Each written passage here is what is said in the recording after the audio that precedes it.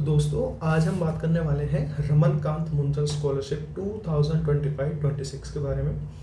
ये रमनकांत मुंजल स्कॉलरशिप जो है फाइनेंस रिलेटेड यूजी कोर्सेज के स्टूडेंट्स को दी जाती है। फाइनेंस रिलेटेड यूजी कोर्सेज कौन कौन से होते हैं वो अपन आगे बात करेंगे। उसके अलावा जो है इसमें 40,000 रुपये से लेकर 5.5 लाख रुपए एनुअली तक दी जाती है। किस पे डिपेंड करता है कि आपकी कॉलेज की फ़ीस कितनी है, उस हिसाब से आपको जो है 40,000 से लेकर 5 लाख रुपए तक की स्कॉलरशिप दी जा सकती है। तो इसकी लास्ट डेट जो है 30 सितंबर 2025 है। तो जल्दी से जल्दी इसको अप्लाई करें। अप्लाई कहाँ करना है, क्या क्या इसकी एलिजिबिलिटी होगी, क्या क्या डॉक्यूमेंट्स रिक्वायर होंगे और आपके सारे क्वेश्चंस का जवाब जो है इस वीडियो में दिया जाएगा। उसके अलावा आपको कोई क्वेश्चन है तो आप हमें कमेंट्स के अंदर बता सकते हैं, बाद में हम उसका जल्दी से जल्दी रिप्लाई देने की कोशिश करेंगे। उसके अलावा जो है आप इस चैनल को सब्सक्राइब कर लीजिए ताकि आपको ऐसे ही आने वाली स्कॉलरशिप के बारे में आपको जानकारी मिलती रहे और किस तरह से इसका फॉर्म भरना है वो मैं अगले नेक्स्ट वीडियो के अंदर बताऊँगा। ठीक है, तो बात करते हैं रमनकांत मुंजल स्कॉलरशिप जो कि फाइनेंस रिलेटेड कोर्सेज के लिए है, अंडर ग्रेजुएट कोर्सेज के लिए। ठीक है, सबसे पहली चीज़ है कि 2025-26 के अंदर वो स्टूडेंट किस में होना चाहिए, फर्स्ट ईयर में एडमिशन लेना चाहिए। First year graduation UG course में एडमिशन लेना चाहिए, लेकिन फाइनेंस रिलेटेड कोर्स होने चाहिए, यानी कि BBA, BFIA, BCom, bachelor of management studies में, बीएमएस में, या आईपीएम में, इंटीग्रेटेड प्रोग्राम इन मैनेजमेंट में, बीए इकोनॉमिक्स में कर रहा हो, या बैचलर इन बिजनेस स्टडीज़ के अंदर। ठीक है, तो इनके अंदर जो है आप जो है क्या होने चाहिए, इनरोल्ड होने चाहिए 2025-26 के अंदर और फर्स्ट ईयर में होने चाहिए। ठीक है, और इसके अलावा भी कोई अदर फाइनेंस रिलेटेड कोर्स है तो आप उसके लिए एलिजिबल होंगे, आप इसका फॉर्म भर सकते हैं।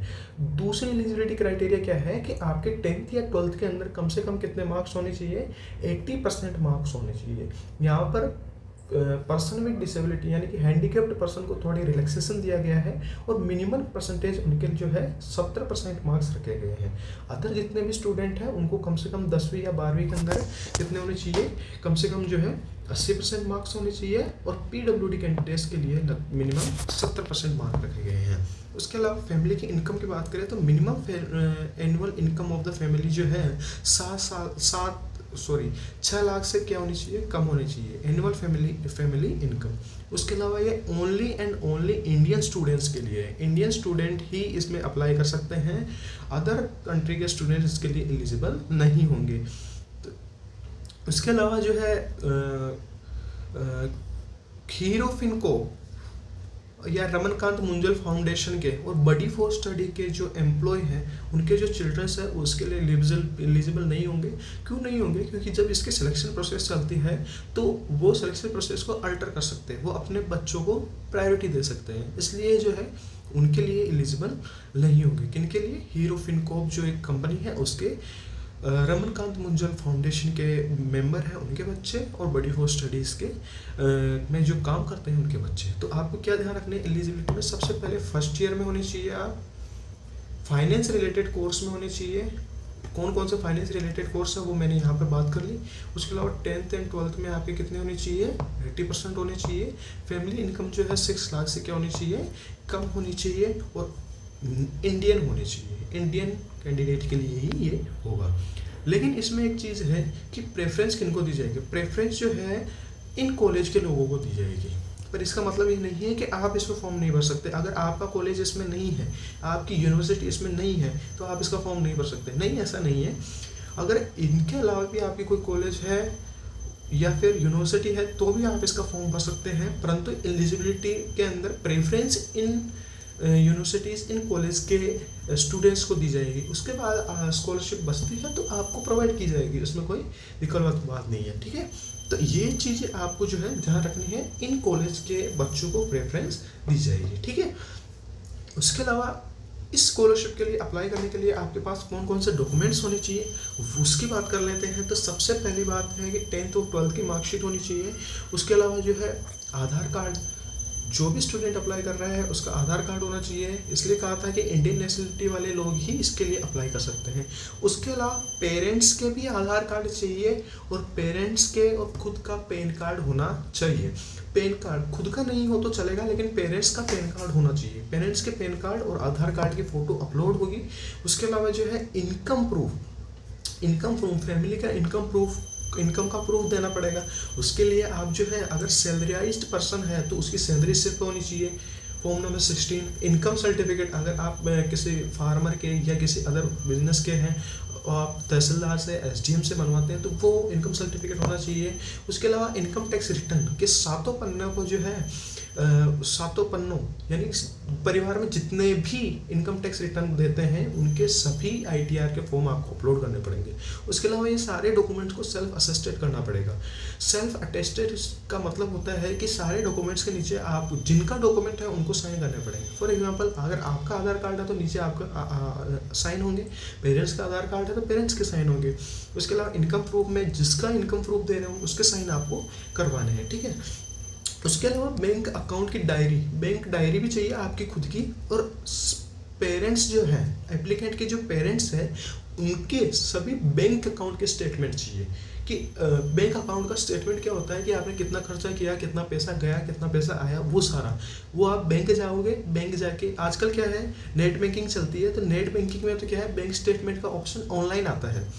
लेकिन अगर आप नेट बैंकिंग नहीं चलाते हो तो आप बैंक जाके बोलोगे कि मुझे 1 महीने 2 महीने का बैंक स्टेटमेंट चाहिए तो आपको प्रोवाइड करवा देंगे। विद आपको बैंक की सील लगवानी है उस पर। अगर आप ऑनलाइन निकलवा रहे हो तो आपको सील वगैरह की जरूरत नहीं है। अगर आप सील वगैरह लगवा लेते हो तो बहुत अच्छी बात है। उसके अलावा आपको सेल्फ अटेस्टेड करना है, उसको नीचे साइन करने हैं। तो बैंक स्टेटमेंट आपको अपलोड करना पड़ेगा। अभी आपने जो है एडमिशन ले लिया है, आप फर्स्ट ईयर में पढ़ रहे हो, इस कॉलेज में पढ़ रहे हो, इस कोर्स से कर रहे हो तो उसका एडमिशन प्रूफ भी आपको देना पड़ेगा। एडमिशन प्रूफ कैसे दे सकते हो आप? एक तो या तो बोनाफाइड सर्टिफिकेट बनवा लो आप कॉलेज में, कॉलेज जाके उनको बोल दो कि आप मैं इस स्कॉलरशिप के लिए अप्लाई कर रहा हूँ तो मेरे को बोनाफाइड सर्टिफिकेट बना के दे दो, तो वो बना के दे देंगे। कॉलेज की सील और प्रिंसिपल के साइन हो जाएंगे। वो आपको करंट ईयर का एडमिशन प्रूफ देना पड़ेगा। उसके अलावा अगर आपके पास अलॉटमेंट लेटर है, आपको कॉलेज मिला है उसका अलॉटमेंट लेटर है तो वो भी आप अपलोड कर सकते हो उसमें।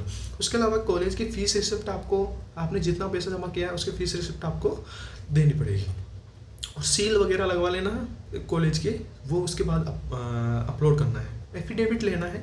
एफिडेविट के अंदर क्या करना पड़ेगा, आप किसी एफिडेविट कैसे बनाएंगे, आप किसी वकील के पास जाओगे या फिर सिटीज़ के अंदर बहुत सारे ऐसे वकील होते हैं जो स्टाम्प पेपर और एफिडेविट बनाते हैं, उनके पास जाना और उनसे ये लिखवा लेना कि मैंने जो भी जानकारी प्रोवाइड की है वो बिल्कुल सही है। अगर आपको पता करना है कि क्या लिखवाना है, कैसे अपलोड करना है, तो वो मैं नेक्स्ट वीडियो में बता दूंगा कि आपको किस तरह का एफिडेविट बनाना है और किस तरह से अपलोड करना है।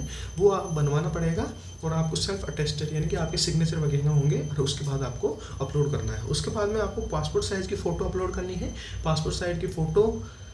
और उसके अलावा ये सारे डॉक्यूमेंट्स आपको रेडी करके आपको जो है सेल्फ अटेस्टेड करके आपको क्या करने हैं, अपलोड करने हैं। ये लिखा हुआ है सेल्फ अटेस्टेड करके आपको अपलोड करने हैं, ठीक है। उसके बाद में आपको जो है आपकी कॉलेज की फ़ीस कितनी है, आपने हॉस्टल फीस कितनी दी, आपने अदर एक्सपेंसेस क्या हुए हैं, उस हिसाब से आपको जो है आपको 40,000 से लेकर 5.5 लाख रुपए तक की स्कॉलरशिप दी जाएगी और हर साल दी जाएगी। ऐसा नहीं है 1 साल के लिए वन टाइम स्कॉलरशिप नहीं है, हर साल आपका इसका रिन्यूअल होगा। रिन्यूअल के लिए आपको मिनिमम एलिजिबिलिटी क्राइटेरिया पार करना होगा। किसी का होता है कि हर साल आपको मिनिमम 60% तो बनना ही चाहिए, इसका अलग होगा जो कि अगले साल आपको बता दिया जाएगा जब भी रिन्यूअल की प्रोसेस चलेगी। लेकिन कंप्लीट जब तक आपकी एजुकेशन कंप्लीट नहीं हो जाती, जब तक आपका ग्रेजुएशन कंप्लीट नहीं हो जाता तब तक आपको प्रोवाइड किया जाएगा। और कितना स्कॉलरशिप प्रोवाइड की जाएगी वो आपकी ट्यूशन फीस के ऊपर, कॉलेज की फीस के ऊपर डिपेंड करेगी, ठीक है। उसके बाद में सबसे इंपॉर्टेंट बात कहाँ पे अप्लाई करना है, तो आपको अप्लाई करना है buddy for study app. Buddy for study जो है वेबसाइट है, वेबसाइट पे जाना, वहाँ पे आप लॉगिन करना, वहाँ से आप कर सकते हो। अगर आपको बिल्कुल भी समझ नहीं आता कैसे क्या करना है तो नेक्स्ट वीडियो के अंदर आप देख सकते हो कि बडी फॉर स्टडी में अकाउंट कैसे बनाते हैं, इस स्कॉलरशिप के लिए अप्लाई कैसे करना है, किस तरह से डॉक्यूमेंट्स रेडी करने हैं। और उसमें कई तरह के कन्फ्यूजिंग कॉलम्स भी है, उन कन्फ्यूजिंग कॉलम्स को कैसे भरना है, डिजी लॉकर से वेरीफाई कैसे करना है, ये सभी चीज़ें मैं आपको नेक्स्ट वीडियो के अंदर बता दूंगा कि आपको इस तरह से इसमें अप्लाई करना है और इस तरह से आप इसके लिए अप्लाई कर सकते हो। सबसे पहले कई तरह की स्कॉलरशिप आती है, आप उनसे चूक ना जाओ, इसलिए आप इस चैनल को सब्सक्राइब कर लें, वीडियो को लाइक कर दें अगर आपको ये पसंद आया हो। और आपके फैमिली मेम्बर या फ्रेंड्स जो भी इसके लिए एलिजिबल होते हों, आप मानते हो कि वो एलिजिबल हो सकता है, तो आप उनको जो है शेयर कर दें। आप अपने कॉलेज के ग्रुप में भी शेयर कर सकते हैं। इस तरह से आप जो है इस स्कॉलरशिप की का फ़ायदा उठा सकते हैं। Thank you.